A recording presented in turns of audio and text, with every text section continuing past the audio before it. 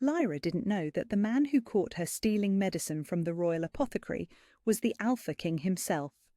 She didn't know that he had been searching the kingdom for his mate for 7 long years. And she certainly didn't know that the moment his fingers closed around her wrist, something golden and impossible sparked to life between them. All she knew was that she was caught. The vial of fever reducer slipped from her trembling fingers, shattering against the marble floor. The sound echoed through the silent chamber like thunder, and Lyra's heart hammered against her ribs. This was it. This was how it would end. "Please," she whispered, not daring to look up at the stranger who held her. "My sister is dying. I know stealing is wrong, but I had no choice. No coin, no connections, nothing." She waited for the blow, for the shout that would bring guards running, for the chains that would drag her to the dungeons. Instead, warm fingers tilted her chin up. The man before her was devastating in a way that made her breath catch. Dark hair, silver eyes like storm clouds, and a face carved from marble and moonlight. He studied her with an intensity that should have terrified her, but somehow didn't. "What's your name?" His voice was rough velvet, gentle despite the power thrumming beneath it. "Lyra." The word escaped before she could stop it. Something about his presence demanded honesty. Heat spread up her arm from where he touched her, settling in her chest like a second heartbeat. Impossible. The bond was supposed to be a myth, something from old stories, not something that happened to broken girls who stole medicine in the dead of night. "How old is your sister, Lyra?" 7. Her voice cracked. "She's been burning with fever for 3 days. The healers in our settlement won't see us without payment, and I've already sold everything we owned." His jaw tightened, and for a moment something dangerous flickered in those silver eyes. But when he looked at her again, there was only gentleness. "Take what you need." Lyra blinked. "I'm sorry?" "The medicine. Take what you need for your sister." He released her wrist, stepping back to give her space. "Take extra, in case the fever returns." She stared at him, certain this was some cruel joke. Men in power didn't show mercy. They took what they wanted and destroyed what they couldn't use. She had learned that lesson well enough. "I don't understand," she whispered. "A child is dying. You're trying to save her. What's not to understand?" The sound of boots echoed in the corridor outside, and Lyra's blood went cold. Guards, of course. He had been keeping her distracted while they surrounded the building. "Your Majesty?" a deep voice called from the doorway. "We heard something break." "Your Majesty." The world tilted beneath Lyra's feet. She had been caught stealing by the Alpha King, the most powerful man in the realm, the one person whose mercy she could never hope to earn. She dropped to her knees immediately, pressing her forehead to the cold marble. "Your Majesty, please, kill me if you must, but spare my sister. She's innocent in this." "Get up." When she didn't move, gentle hands lifted her to her feet. Those silver eyes were softer now, tinged with something that looked almost like pain. "I'm not going to kill you, Lyra. I'm not going to hurt you at all." "But I stole from you." "You tried to save a child's life. There's no crime in that." He turned to the guards in the doorway. "Marcus, prepare a room in the east wing. Send for Healer Thorn immediately." "Your Majesty?" The guard looked confused. "Our guests will need somewhere comfortable to stay while the child recovers." Guests, not prisoners, not criminals. Lyra's knees nearly buckled. "I don't understand why you're being kind to me." Something flickered across his face, too quick to identify. "Perhaps because kindness is what you deserve." The words hit her like a physical blow. Deserve. When was the last time anyone had said she deserved anything good? "I can't pay you back," she said quietly. "I have nothing." "I'm not asking for payment." "Then what do you want?" He studied her for a long moment, and she had the strangest feeling he was seeing more than just a desperate thief in a borrowed dress. "Right now, I want to make sure your sister gets better. Everything else can wait." Everything in her wanted to run. Every survival instinct she had developed over 23 hard years screamed at her to flee before this kindness turned into cruelty. Nothing in her life had ever been free. But Maya was dying, and this man was offering help. "Why?" she whispered. His hand almost lifted toward her face, then dropped back to his side. "Because everyone deserves someone willing to fight for them, and tonight I'm willing to fight for you."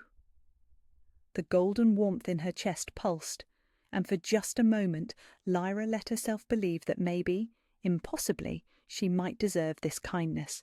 Maybe she might even deserve him. The days that followed were a whirlwind of confusion and unexpected gentleness. Lyra had never been inside a palace before, much less the east wing where sunlight streamed through tall windows and soft carpets muffled every footstep. The room they had been given was larger than the entire hovel she and Maya had called home, with a bed so soft it felt like sleeping on clouds. Maya recovered quickly under Healer Thorne's care. The fever broke on the second day, and by the fourth her little sister was laughing again, colour returning to her pale cheeks. Watching Maya play with the carved wooden toys the king had sent to their room, Lyra felt something crack open in her chest. Gratitude so sharp it was almost painful. She still couldn't understand why he was being kind to them. King Darian visited every evening, always knocking softly before entering, always asking permission before sitting down. He brought books for Maya and quiet conversation for Lyra, never pushing, never demanding anything in return for his generosity. "You don't have to keep checking on us," Lyra said one evening as he sat across from her near the fireplace. Maya had fallen asleep an hour ago, and the room was peaceful in the golden lamplight. "Maya is well now. We could leave tomorrow." Something flickered across his face. "Do you want to leave?" The question caught her off guard. Want. When was the last time anyone had asked her what she wanted? "I don't know where we would go," she admitted quietly. "Our settlement won't take us back. I broke their laws by coming here."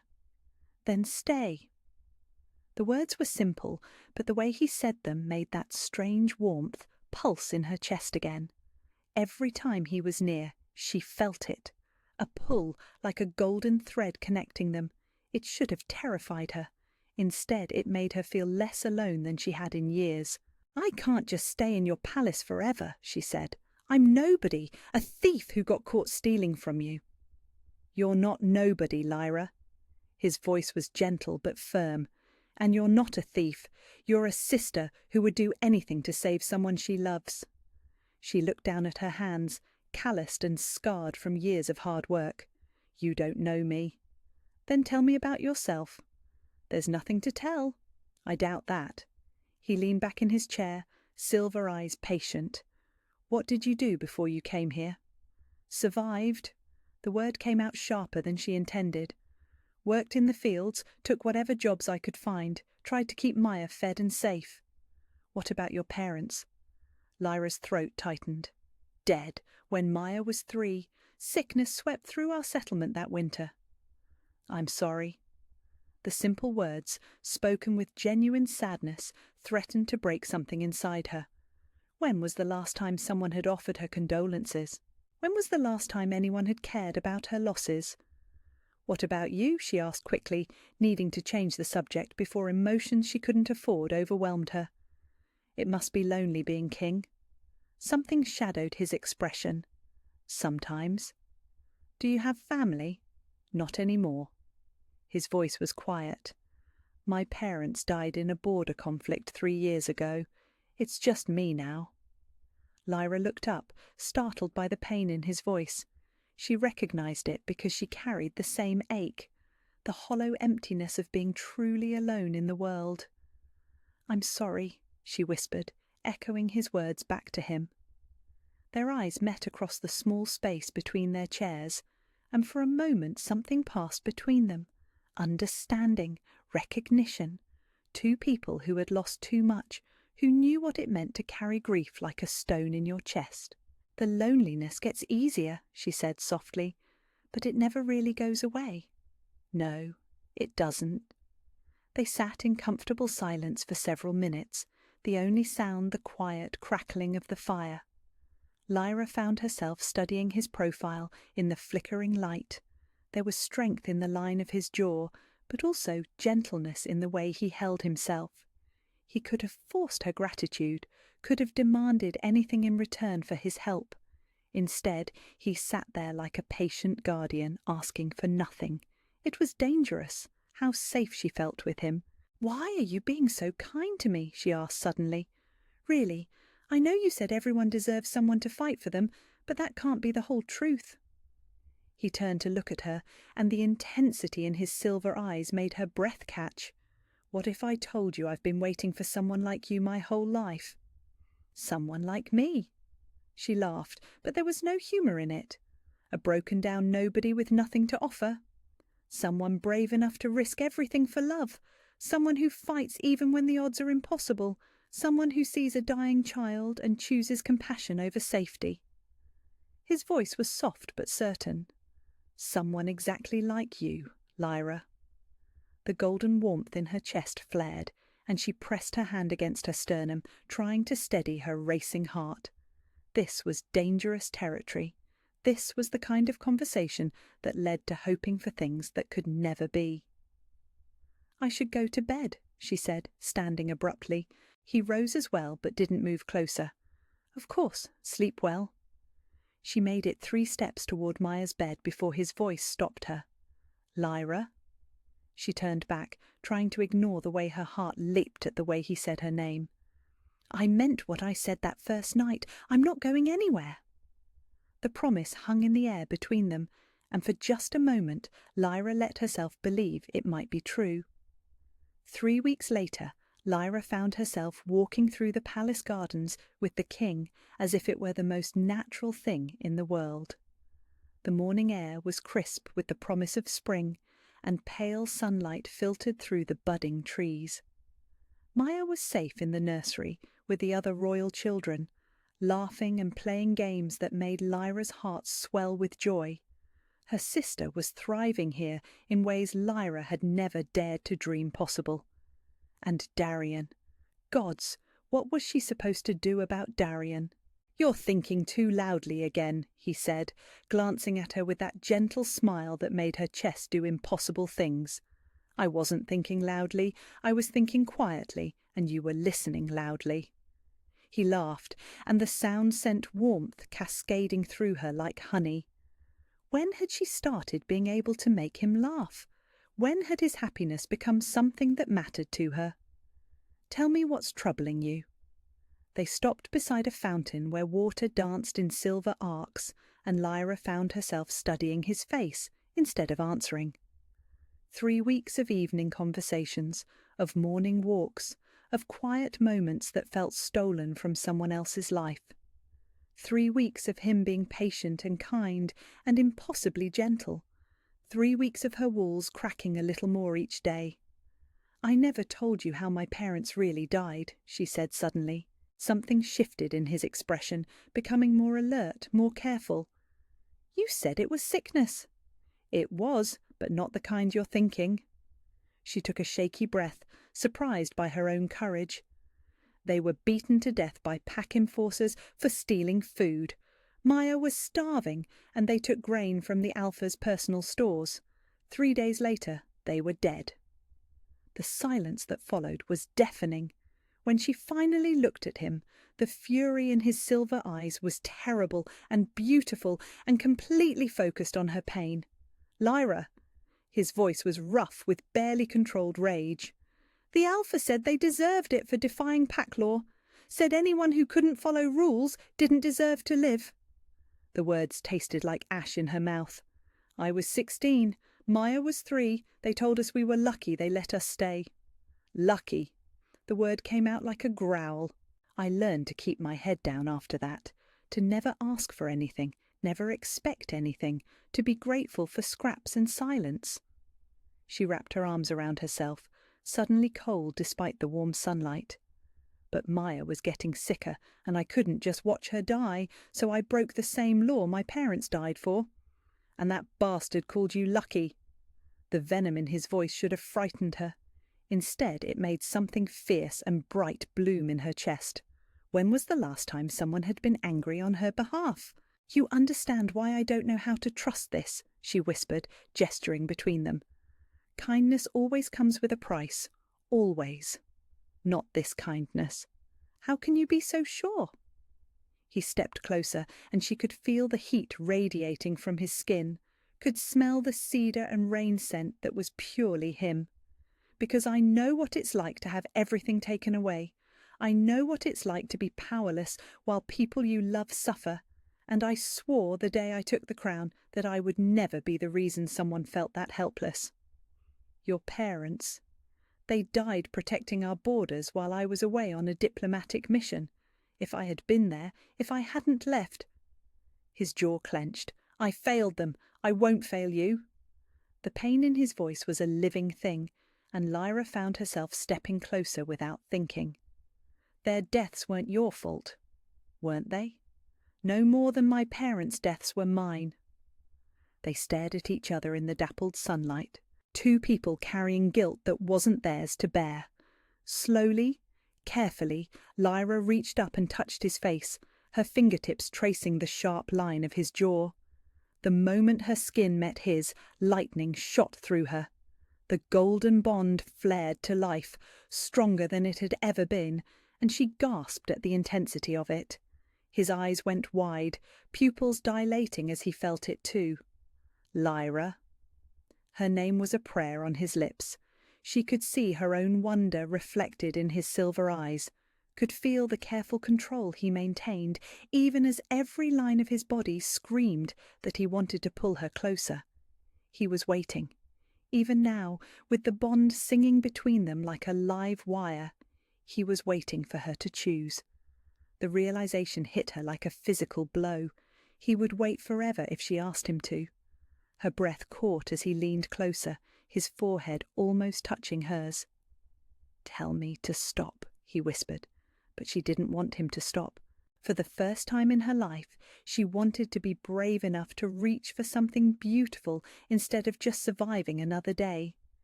His lips were almost touching hers when rapid footsteps echoed across the garden stones.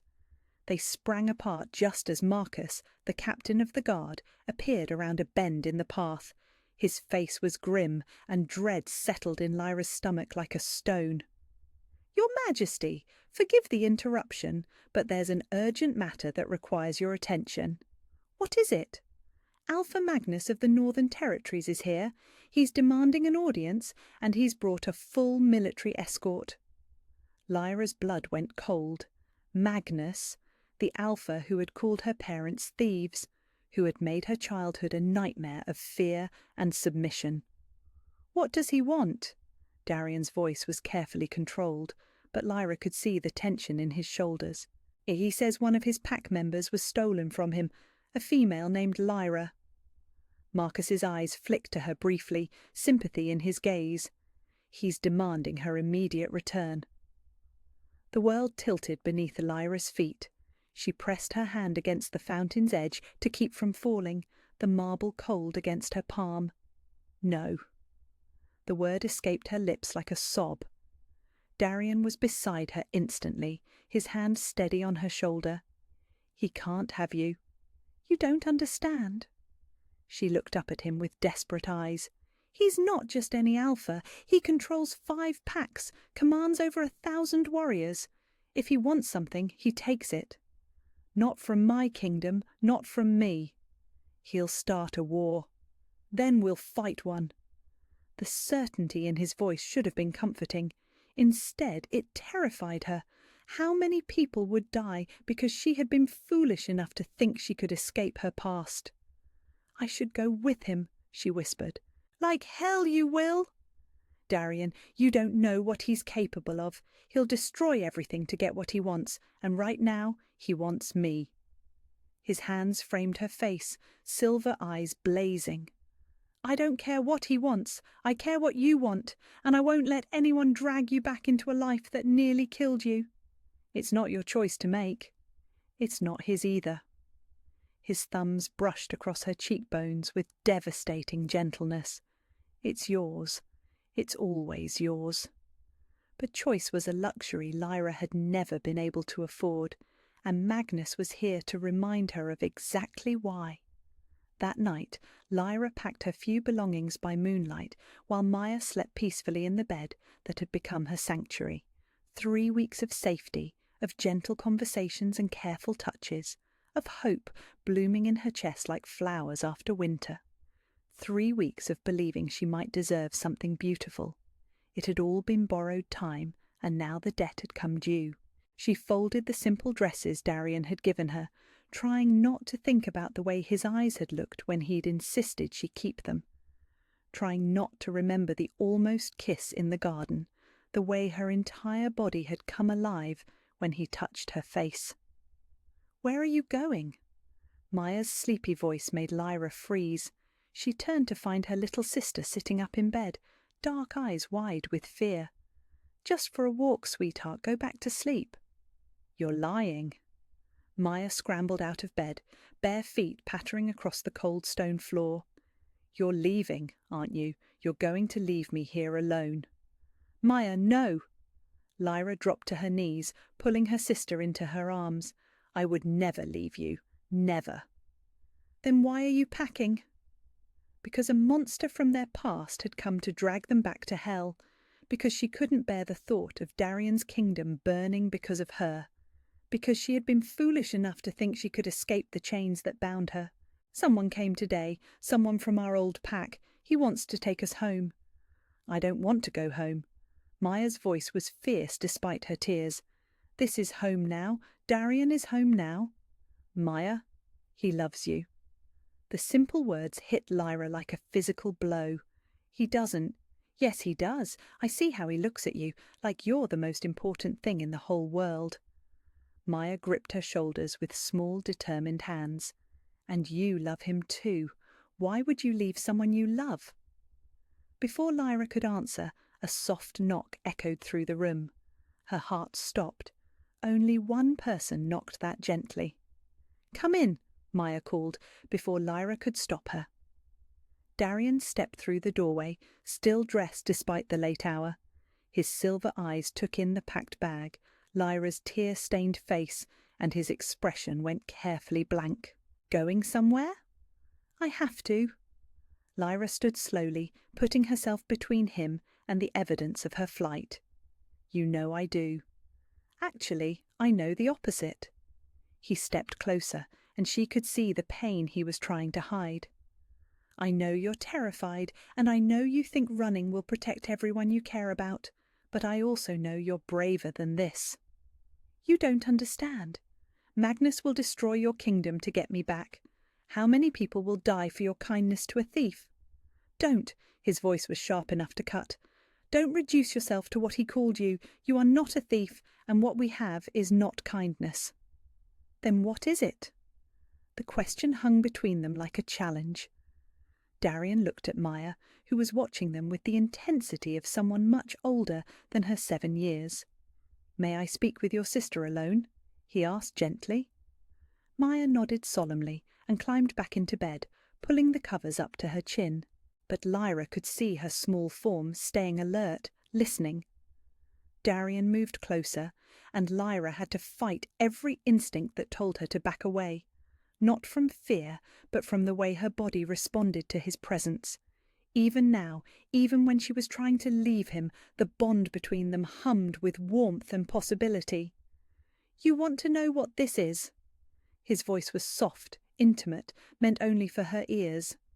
"This is me falling in love with a woman brave enough to steal medicine for her dying sister. This is me lying awake at night wondering what it would feel like to kiss you properly. This is me wanting to build a life where you never have to be afraid again." Her breath caught. "Darian!" "This is me recognizing my mate the moment I touched you and knowing I would wait forever for you to be ready to hear it."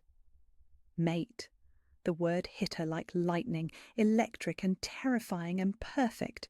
She pressed her hand against her chest, where the golden bond pulsed in rhythm with his heartbeat. "I can't," she whispered. "Can't what?" "Can't be your mate, can't be with you, can't let you fight a war for me." The words tumbled out in a desperate rush. I bring danger everywhere I go. Everyone I love gets hurt. I won't let that happen to you." "Too late." "What?" "You already happened to me." He stepped even closer, close enough that she could feel the warmth radiating from his skin. "You think I don't know the risks? You think I care? Lyra, I have been searching for you my entire life without even knowing what I was looking for. Do you really think I'm going to let you walk away now?" "You have to." "No, I don't." His hands came up to frame her face, and she leaned into the touch despite herself. "I don't have to let you sacrifice yourself for some misguided idea of protection. I don't have to watch you disappear into the night because you think you're not worth fighting for. And I sure as hell don't have to pretend I don't love you." The last word broke something inside her chest. She had never heard anyone say they loved her. Not like this. Not with this fierce certainty that made her feel precious and powerful and terrified all at once. "I'm not ready," she whispered, the words torn from somewhere deep in her soul. "I'm not ready for this. I can't—" Her voice broke, and suddenly she was sobbing against his chest, years of pain and fear and desperate longing pouring out of her. He held her while she fell apart, one hand stroking her hair, the other steady against her back. "I'm not going anywhere," he murmured against her temple. "However long you need, whatever you need, I'm not going anywhere." "But Magnus?" "Let me worry about Magnus. Let me worry about the kingdom and the politics and everything else. You just focus on this." He pulled back just enough to look into her eyes, his thumbs brushing away her tears. "You just focus on what you want." "I want to trust you," she admitted, the words barely audible.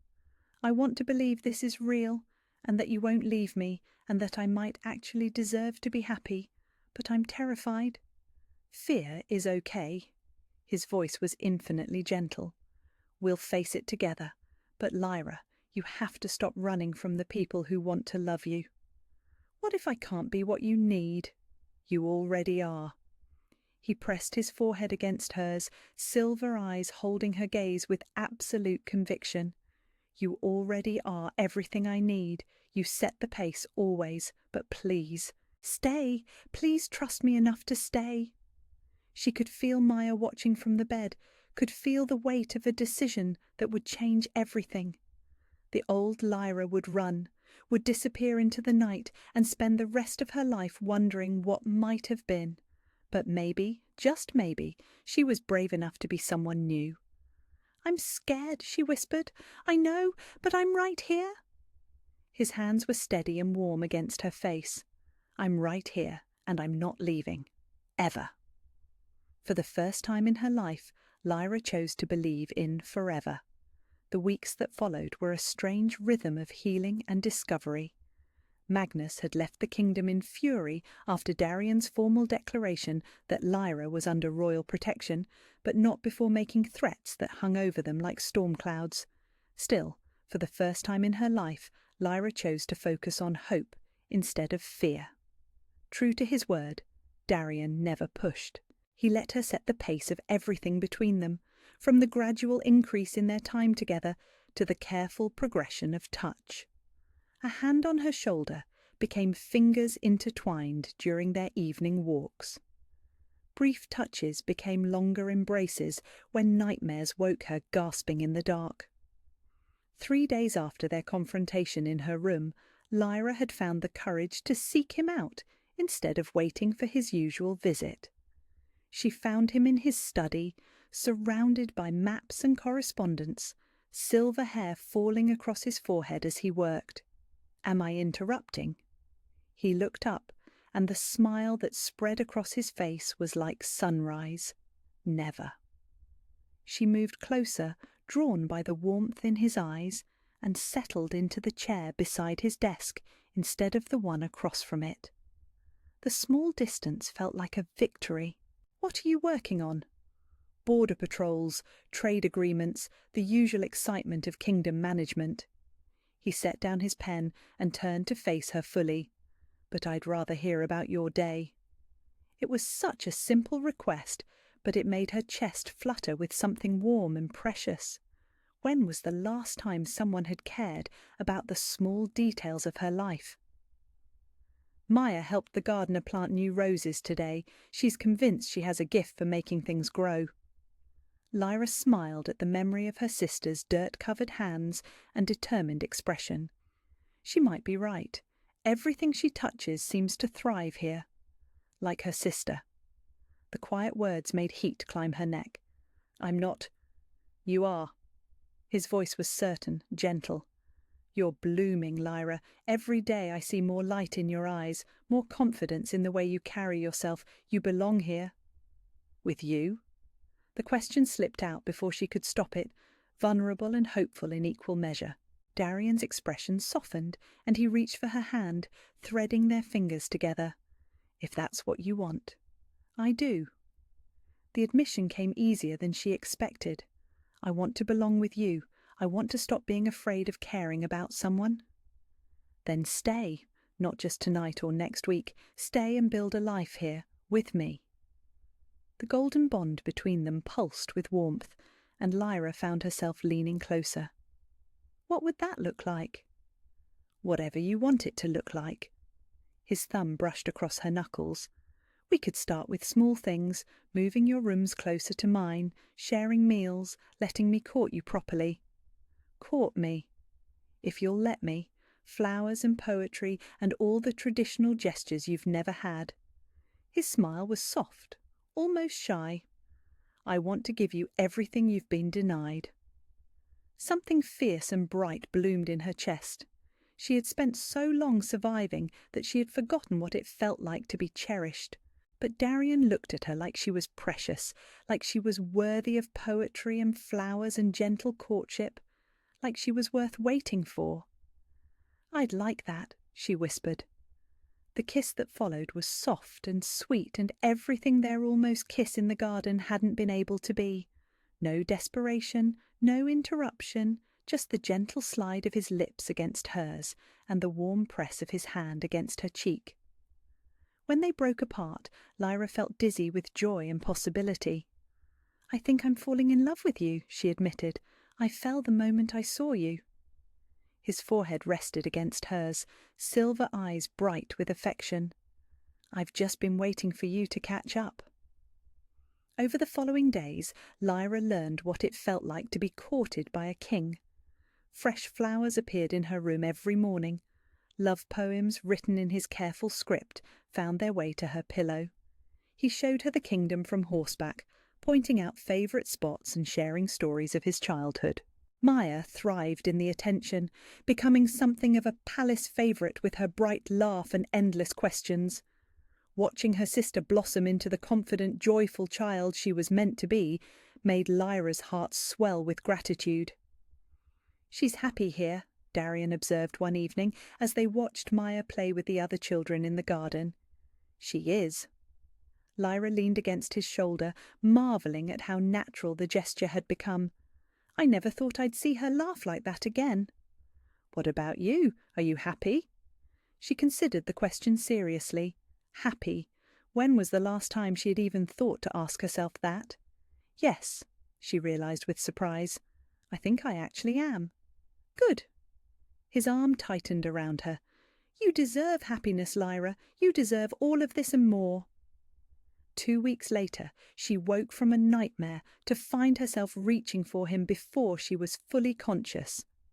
When the dream faded and reality returned, she realised what she had done. Her first instinct in fear hadn't been to run or hide. It had been to seek comfort from the man who loved her, the man she loved in return. She found him in his chambers, awake despite the late hour, reading by lamplight. He looked up when she knocked, concern immediately creasing his features. "Nightmare?" "Yes, but that's not why I'm here." She stepped into the room, closing the door behind her. "I'm here because I realise something." "What's that?" "I'm not afraid anymore." The words came out steady and sure. "Not of this, not of us. I'm ready, Darian. I'm ready to choose you." The book tumbled from his hands as he stood, moving to her with careful urgency. "Lyra, I love you." The words tasted like freedom on her tongue. "I love you, and I want to be your mate, your partner, your equal. I want to stand beside you and face whatever comes next together." His kiss was desperate and joyful and full of promise. When they broke apart, both breathing hard, his eyes were bright with unshed tears. "Are you sure?" "I've never been more sure of anything in my life." "Then we'll have the bonding ceremony as soon as—" He cut off abruptly, his body going tense in her arms. A moment later, she heard what had caught his attention: running footsteps in the corridor outside, and Marcus's voice calling urgently for the king. "Your Majesty, Magnus has returned, and he's taken the princess." Lyra's blood went cold. Princess. Maya. But for the first time in her life, when crisis struck, Lyra's first instinct wasn't to run. It was to turn to Darian, to face the danger together. "Find her," she said, her voice steady, despite the fear clawing at her chest. "We will." His hand found hers, strong and certain. "We'll bring her home. Home. Not his kingdom or his palace. Home, because wherever they were together, that's what it would always be." They found Magnus's camp 3 miles from the border, hidden in a grove of ancient oaks where moonlight filtered through bare branches like silver coins. Lyra rode beside Darian, her heart hammering against her ribs, but her resolve steady. This time she wasn't running. This time she was fighting for the people she loved. "Remember," Darian murmured as they dismounted, "let me handle Magnus. Your job is to get to Maya." "Our job is to get to Maya," she corrected firmly. "We do this together." The smile he gave her was fierce with pride and love. Together. They moved through the camp like shadows, Darian's elite guards flanking them in perfect silence. But when they reached the central clearing where Magnus waited beside a small cage, Lyra's careful control shattered. Maya sat inside the iron bars, tear-stained but defiant, her small hands gripping the metal. When she saw Lyra, her face crumpled with relief. "You came." "Did you think I wouldn't?" Lyra stepped forward, ignoring the way Magnus's warriors shifted threateningly. "I told you I'd never leave you." "How touching."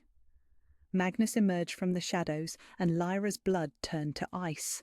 He looked exactly as she remembered, tall, brutal, with cold eyes that held no warmth for anything living. "The little thief thinks she's brave now. Let the child go, Magnus." Darian's voice carried the full weight of royal authority. "Your quarrel is with me, not her." "My quarrel is with the woman who belongs to my pack." Magnus's gaze fixed on Lyra with possessive hunger. "Return what was stolen from me, and the child lives." "I was never yours to steal," Lyra said, surprised by the steadiness of her own voice. "I was never anyone's property." "Your parents thought differently when they begged for your life." The words hit like a physical blow, but Lyra didn't flinch. "My parents died protecting their children, something you'll never understand." Magnus's face twisted with rage. "You forget your place, girl." "No." Lyra stepped forward, feeling the golden bond with Darian pulse with warm strength behind her. "I finally found my place, and it's not cowering before men who think cruelty makes them powerful. Your place is on your knees, submitting to your betters. My place is standing beside the man I love, protecting the people I care about." She moved closer to Maya's cage, her voice growing stronger with each word. "My place is being free." "Freedom?" Magnus laughed, the sound like breaking glass. "You think this pretty king will keep you safe? You're a broken, worthless thing with nothing to offer." "She's everything." Darian's voice cut through the night like a blade. He moved to stand beside Lyra, silver eyes blazing with protective fury. "She's brave enough to steal medicine for her dying sister. She's strong enough to survive years of your cruelty and still choose kindness. She's precious enough that I would burn this entire forest to keep her safe." His power filled the clearing, making the very air vibrate with authority. "And if you ever speak about my mate that way again, I will show you exactly why I'm called the Alpha King." "Mate." The word rang through the night like a bell, and Lyra felt the bond between them flare with golden fire. Around the clearing, Magnus's warriors shifted uneasily as they felt the weight of Darian's true power. "Your mate?" Magnus's voice cracked with disbelief. "She's nobody, nothing. She's mine." Darian's hand found Lyra's, their fingers intertwining. "And I'm hers. The bond is sealed, witnessed by moon and stars. Touch her or the child, and you'll answer to every alpha in the realm." The lie was beautiful and perfect and absolutely convincing. Magnus's face went white as he realized what challenging a sealed mate bond would mean. War with not just Darian's kingdom, but every pack that honored the ancient laws. "This isn't over," Magnus snarled. "Yes, it is."